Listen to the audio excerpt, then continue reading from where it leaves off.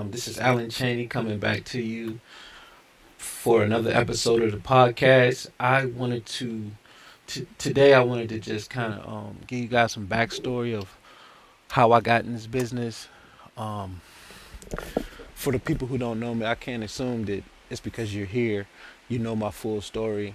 We've told it on other platforms like YouTube. There's some videos, but I just wanted to kind of give everybody another um, opportunity to understand who I am, how I got in this business, and how I continue to maintain this business and grow with this business. So it pretty much started with me and my ex-wife, Delcina. I know some of you guys have heard of CNA the CEO. That was the first coaching program that me and her started together. But long before that, she was a caregiver. When I met her, she was a caregiver. She was taking care of families, but she was working for agencies. And she wasn't making any money, quite frankly, as a caregiver.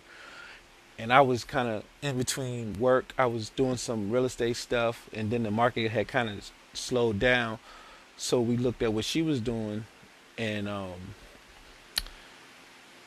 she was always butting heads with the supervisors and stuff the people at the agencies who she was working for, and it seemed like she had a lot of passion and love for what she was doing, and she was always running into different issues because the agencies weren't showing the families the love and appreciation that she felt that as though they deserved, and eventually she got an offer from an agency to buy out her contract. A family wanted to buy out her contract because, even with our agency today, we have a contract with the caregivers, and obviously the place that she had, a franchise, they had a contract with the caregivers where if the family wanted to hire you personally, they would have to buy you out. And it's it could range from a few $1,000s all the way up. It's just whatever you want to say, and the family agrees to it, then that's that. And the family signs a contract as well. So she, the family reached out to her. They reached out to the agency, and the agency, believe it or not, they paid a large sum to have her, come without the agency's involvement anymore. So they bought out her contract, and at that point, I was like, I couldn't really understand it because I never really did it. I never really understood. I didn't understand the business at that point. I was like, why would this family pay so much money to have, Dale come there, and when they could just keep paying what they regularly was paying, and then she would get there anyway, or they'll just get another caregiver, and that's was the problem. They were getting caregivers that they didn't want, and they wanted her. The mom loved her, and this turned out to be obviously our first client, our first private client. So as I was thinking about it, I was like, man, if she has that much value to one family, there has to be more families that if she comes in contact with, and if we build something around her actual what's the word I'm looking for? Her standard of care. If we build a business around her standard of care and train the caregivers to be like little mini Dales and going to these and Dale overseeing them and making sure they're sticking to her standard, the families will obviously they will respond with the same gratitude and appreciation. So that's when the first idea of starting a business came from with her. Again, like I said, I was in between jobs. I was working at a little hotel, just making little money and tips. And again, she had bought the contract out. They had bought the contract out, so she was getting all the money. So she had went from like making like $10, $11 an hour to $20+ an hour. Just overnight. That's a big difference in income. And she seen it, and then she was like, "Wow, at the beginning we was excited, but it was like, okay, now how do we get started? How do we set this up as a business so we can multiply this and put other people in position to make, take care of families in the same community?" because we were in a wealthy community as well.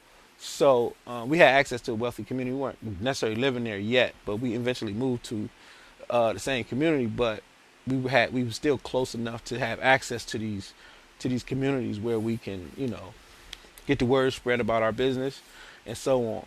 So once she once she started working privately, we started having a little income, and I wasn't really doing much. I was now at this point I was just like in super um, study mode. So I was like studying everything I could find on the internet. I was trying to find anything I could that um, pertained to how to start a home care service. Now you got to remember this was 10 years ago.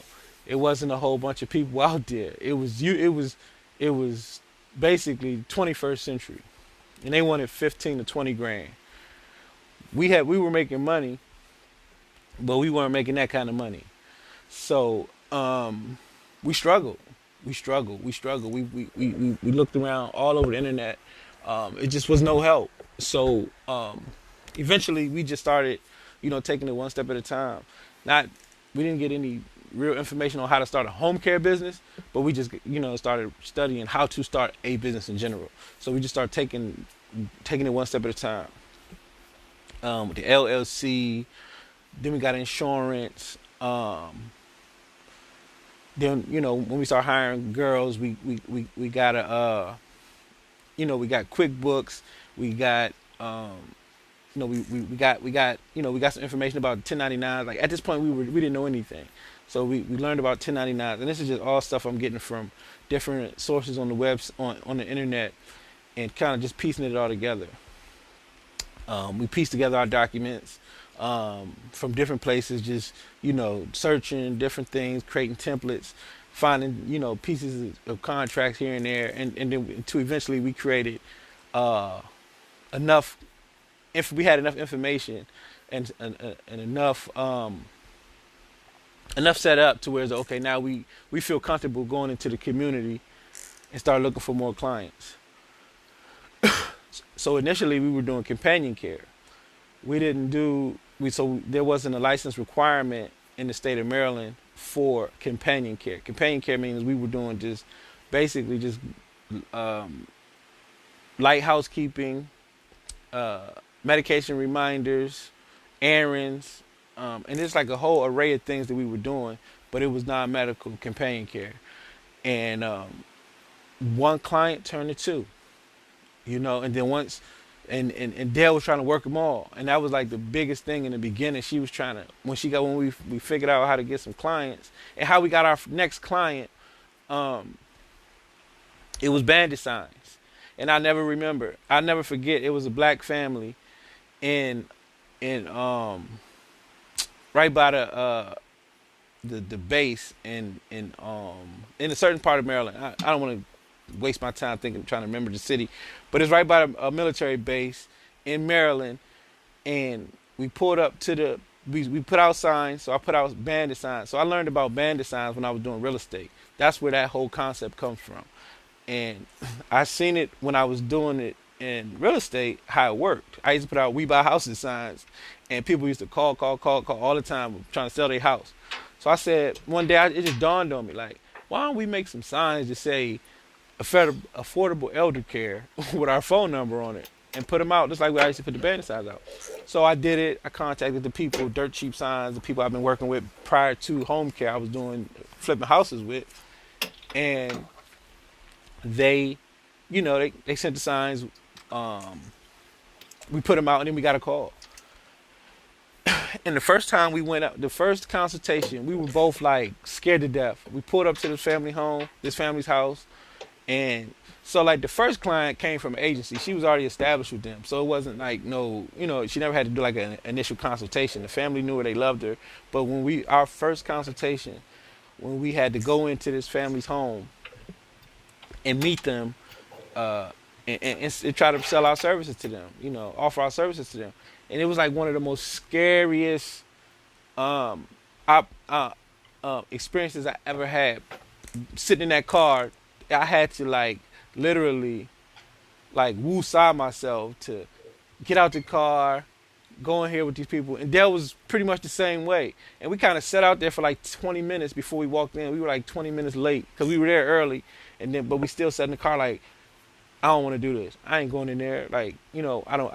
And then she, believe it or not, she was always the one that had a little bit more, confidence in it because obviously this is her specialty. She didn't understand the business aspect as much, but she knew once she got to meet with the family and the family saw that she knew what she was talking about as far as the care and love that she was going to, and attention that she was going to bring to their loved one, that was enough.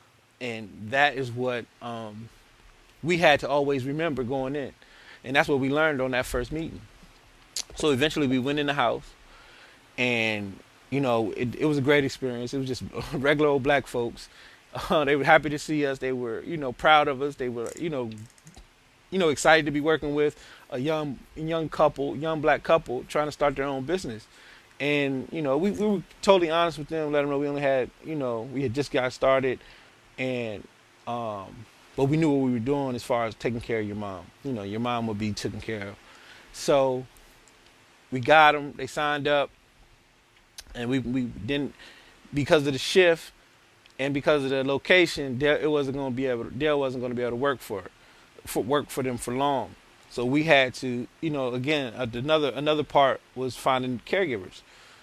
So once like I said, we were insured and bonded. We weren't doing anything medical, so we were insured and bonded, and that's all we had to get a caregiver, get them in as a 1099, and go place them at the family's home. And that's what we did. I went to Craigslist, put some ads out. I just kind of like did everything that I did from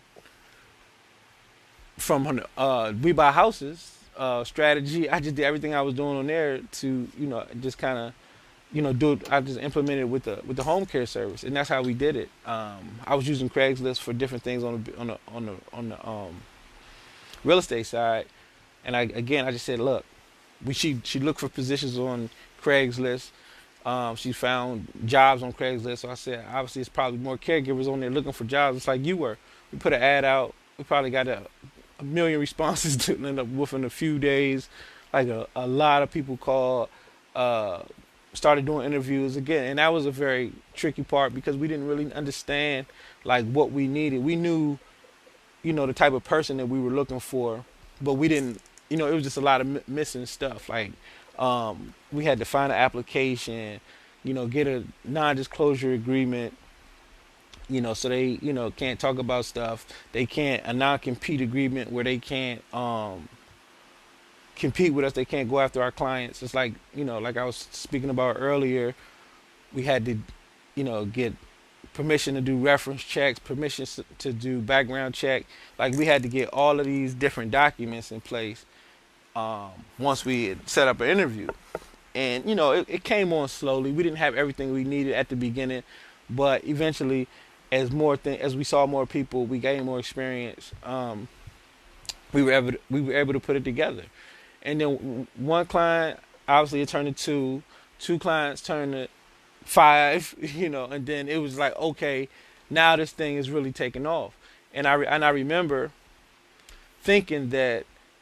Because nobody had ever done it before, it was like a shock to the community, and everybody just started jumping on it because they'd never seen it before. But they did need the services. Like they were probably, I was thinking like a lot of people were like, "Oh man, it's like a blessing. I saw your sign. I was just struggling with my parents, trying to figure out some love. I didn't know what direction to go in. I didn't know where to turn. I didn't even know what the services was called. So, but when I saw your sign, it said affordable elder care, and I called." And I mean, it just worked like a charm. It just worked like a charm. And we tested out different areas where, like, okay, some parts of the county they're gonna allow it. Some parts of the county they're not. Certain cities within the county gonna allow it. Certain cities are not. Certain parts of the county we can put them out on Friday, pick them up on Sunday. Certain parts of the county we can leave them out longer. And it was just all of trial and error. But I was satisfied because the phone kept ringing. And as long as the phone was ringing, we were in the right position. And that's all you have to do. You have to figure out a way to get your phone ringing. You want leads coming in. You can have the best website, you can have the best business cards, you can have the best brochures, the shiny new stickers, and all this stuff on your car and whatever you got marketing wise. But if your phone ain't ringing, you ain't in business. So you have to figure out what works, and sometimes what works isn't always the most glamorous thing.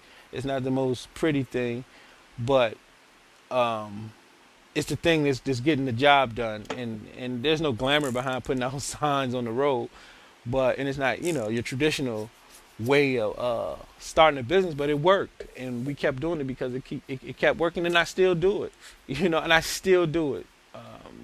Almost 10 years later.